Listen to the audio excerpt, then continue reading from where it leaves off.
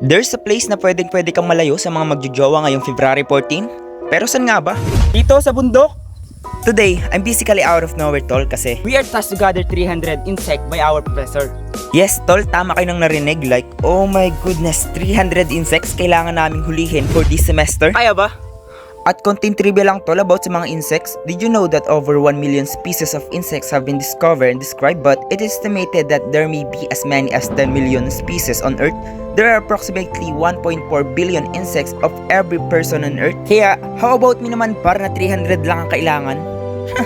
Piece of cake. De, joke lang. Piece of cake pala ha.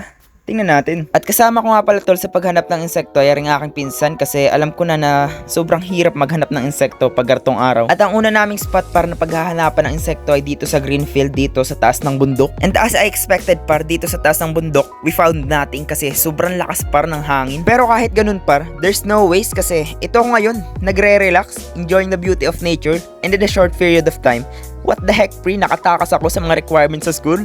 De, joke lang. So, wala tayo dito pre nakita sa lugar. Tara, di pa tayo lugar. Nga par. Dahil tol, wala kami makita doon. Lumipat kami ng pwesto ng aking kasama. Sana may makita.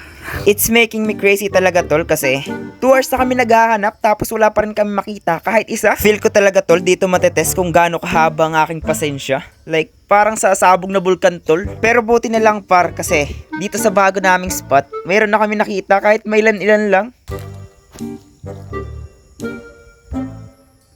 Eh, may tayo dun pre. Oh, let's tayo pre. Alas 12 na tapos dadalwa pa lang nakuha ko.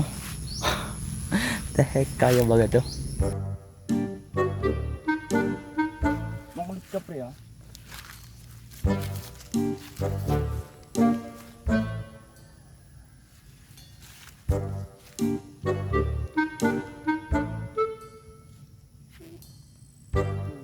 Aray, mga puto.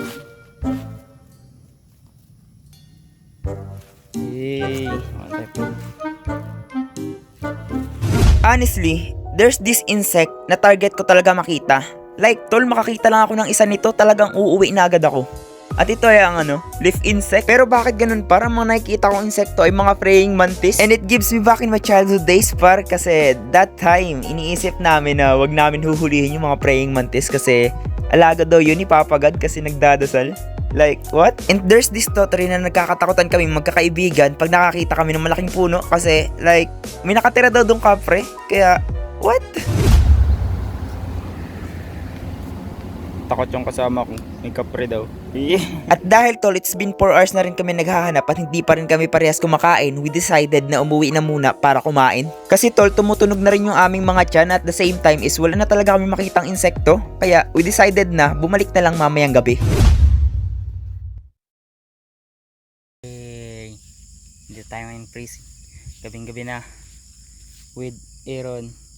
Ay Aaron. Gabing gabi na pre.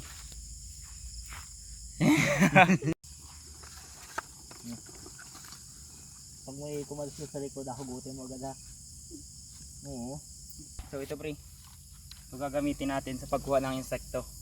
Nandito tayo gabi-gabi na. At pagkarating namin para ihumanap na agad kami ng magandang spot na pagtatayuan namin ng aming trap. And in making our trap, kumuha lang kami ng mga sticks sa paligid tapos nagdala kami ng tela na pwede namin gamitin. And I saw this idea on Google and I found it very helpful. That's why ginamit namin par kasi nga sobrang unti nang nakuha naming insekto nung araw. Ito na pre ang finished product. Makakapanguha na tayo ng insekto. Let's go! Nga par. Kasama ko ang aking poging kapatid. Poging kapatid, tingin naman. Downy. Tapos ito ang aking Downy. Siya na aking pinsan. So, ito pre ang ating setup. Sana marami tayong makuha. Matakot sa mga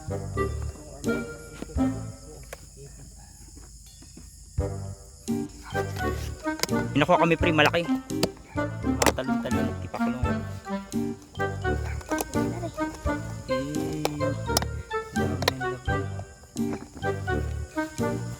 Lagay mo dito daw ni isa. Mostly mga ganyan pang napunta. Mga maliliit pa na insekto. Gubat na yan. Eh, puti, kala ko kung ano na. Yun, may pumasok na pre. Ay, puti. Ay, diring. There you go. Hey, sino tayo nakuha pre? What a nice. Tanggal dito yung nasa ibabaw. Hey, I found something pre. May isa na naman tayo pre. Eh, Alright. What a nice. Yan o, yan o, yan o. Nakita ulit natin eh. Ang sabi ko sa'yo.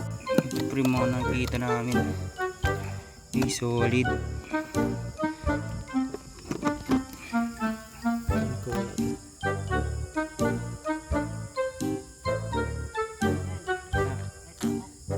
Hanip. Hey. Nakatulog. Nagkapit. Anong nagawa nyo dyan pre? Ay, nilagyan ba naman ng vape? Static. Astig pre, astig. Solid. Yung parang lampay. Putik pre. Kala ko makakatakas na tayo sa mga magjojowa ngayon. Putik. Eh ba't hanggang dito ay meron? Tag-ilag yan. What a shit. What a noise. Kuha ka sa amin pre. Yun nga, parang nagpunta muna tayo dito sa malayo. Kasi mamaya natin babalikan yung ating trap na ina na dun. Ito, dun sila. Tapos dito pre, may nakita ako. Sobrang laki ng lawa. What a noise. Gago pre, may sound dun oh. Nag-echo. What the fuck. Pero agriculture tayo pre, hindi tayo natatakot sa ganyan. Laya namin pre sa trap namin. What a nice.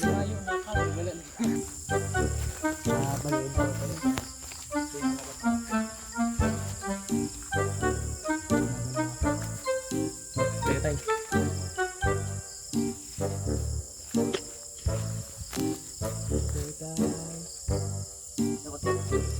Go! Tang ina pre. Anong klase ito? Parang shrimp. Ano? And while finding some insect, we found a magical beast. Uy! Hindi, joke lang.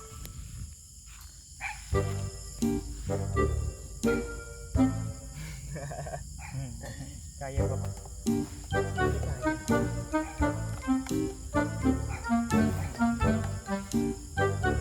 The heck bro.